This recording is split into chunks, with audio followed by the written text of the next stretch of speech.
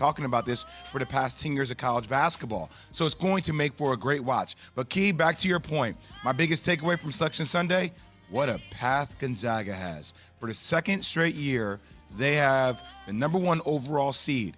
You know who's in the West region? I mean, you got Memphis, you got UConn, you got Arkansas, you got Duke, you got Rutgers. Now, Rutgers has beaten multiple top 15 teams this year in the Big Ten.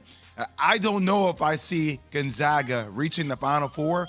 They definitely have the most difficult road as the number 1 overall seed. There's no question about it, and I brought that up, Jay, because what you just mentioned, those teams and Dukes and Memphis in the West is crazy. You would think Gonzaga, based on the history and what they've been able to do and how they've been able to get there, should be a plus. But when they play against the big boys, they seem to fold their tent, and I think in this situation they won't even get to the Sweet 16. So there's Jay's biggest takeaway from Selection Sunday, from the NCAA to the NBA, where 2 of the greatest all-time scorers in league history, 2 of them, were on display this weekend. On Friday night, LeBron James dropped 50 for the second time in 3 games. He rightfully points out, hey, people don't talk about my scoring. Man, the greatest scorers ever. I mean, what is then LeBron lane? Then LeBron went for another 31 Sunday night, but KD had 53 against the Knicks. It was KD laying down another kind of hammer after the game that left everyone talking. Listen to this. It's ridiculous. Like, it just feels like at this point now, somebody's trying to make a statement or a point to flex their authority. But, you know, everybody out here looking for attention, and that's what I feel like the mayor wants right now, some attention, you know. But he'll figure it out soon. He better. But it just didn't make any sense. Like, there's unvaxxed people in this building already. We got a guy who can come into the building. I guess, are they fearing our safety?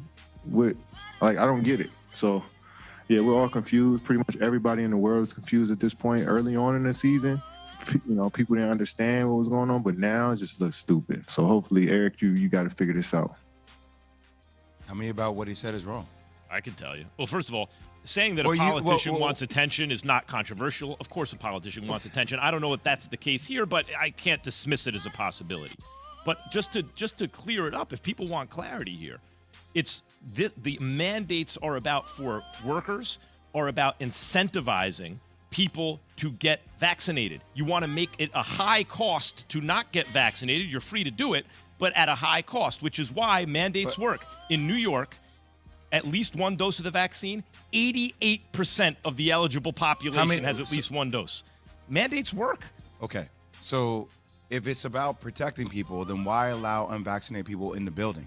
So so what you're saying is, we'll accept your revenue, we'll take your money, but in order to incentivize, we're going to take the people away. We're going to take their money away. No, I would say this. That's one way to look at it. Here's another. Why are we coming out of the pandemic? I went to a restaurant the other day. No one was wearing masks in New York, and neither was I, right? I was like, we're coming out of this. One of the reasons, a large one we're coming out of it is 88% of the population in New York is vaccinated. But Max, the rest of the league isn't doing this. Mm-hmm. You know that, right? It's just here in the city. So if you want to point something out that you don't like, which I would agree with, why are visiting players allowed? That's what I just said. That's the point. I agree with that. That's the point. That is confusing to me, my too. thing is, if you want to say, hey, then just make it one blanket rule for everybody coming in the city. You can't play. But it can't be guys can come in and play, and then Kyrie can sit there courtside, dap up KD after the game, walk off with KD. What's the point of they're together? No, right. But But the reason that happens is because you want it to cost something to not get vaccinated. One way to do that is to make it for employees, right? So just like when we were kids, if you wanted to go to public school, you needed to have your measles, mumps, and rubella vaccination, or you couldn't go to school. Yeah, but you couldn't. You couldn't go to school. But you could go other places. But you wouldn't be able to go to school and sit there and say, "I'm going to sit on the sideline and watch my teacher teach the kids." That is true. What? That is true. It makes no damn sense, But you Max. seem to be arguing for stricter policy in terms of vaccination. No, I'm just saying, if you want it one way, just make it the whole way. It doesn't make sense to say. Okay, so then don't let anyone in who's not vaccinated. Is You're what you saying seem that. to be arguing. I'm not arguing it. I'm just saying that this makes no sense at all. Max, I got a simple solution. Go ahead. Just get vaccinated, man. That's all. And you can play. Until they lift. We've never had a 100% vaccination rate. Until they lift the mandate, just either get vaccinated or wait till they lift it. Agree that this is dumb. I hear what you guys are saying. This is dumb. Not as dumb as not getting vaccinated. It's not. Oh my God. All right, look. I'm with you. As Tom Brady proved Sunday night, the NFL never sleeps. Brady's returning for his 23rd season. It's unfathomable. Kirk Cousins has agreed to a 1-year extension with the Vikings, and the Cowboys finalized a 5-year, $62.5 million deal with wide receiver Michael Gallup. That comes a day after Cowboys traded Amari Cooper to the Browns. Here's Marcus Mosher of the Locked on Cowboys podcast on what the deal means for Dallas. With Cooper's kind of inflated cap number, they saw a chance to get in under the cap, to retain a couple of their other guys. It's certainly not a move that's going to help them this year, but it's probably going to help them at least stay competitive in future seasons. Key, are the Cowboys better, worse, or the same than they were if they'd kept Cooper and let Gallup go? I think I go back and forth with this situation, but I think they could potentially be worse off without Amari Cooper. And here's why. If you go back to when they acquired, right before they acquired Amari Cooper from the Oakland Raiders via trade, they were one of the worst teams on third down in the National Football League. He got there, all of a sudden Dak Prescott and Amari Cooper were a third down machine.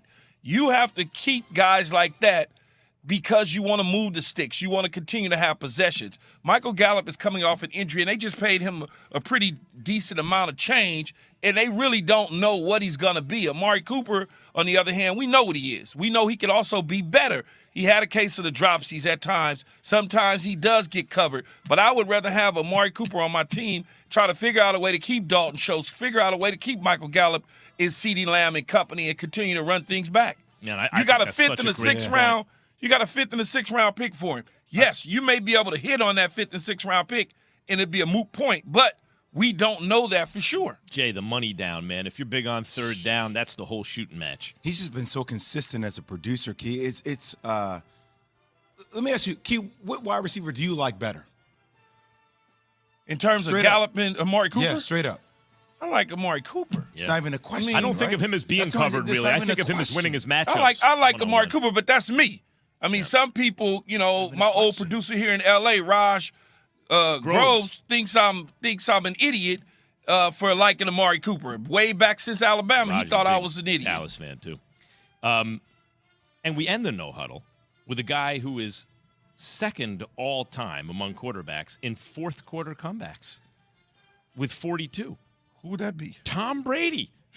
Tom Brady's returning to the Bucs for a 23rd NFL season. That's shocking because it's like second. He should be first, right? He's played 23 years. They're usually ahead. Here's Jeff Darlington on SportsCenter with SVP putting to rest any talk of Brady playing for someone aside from the Bucs in 2022. He did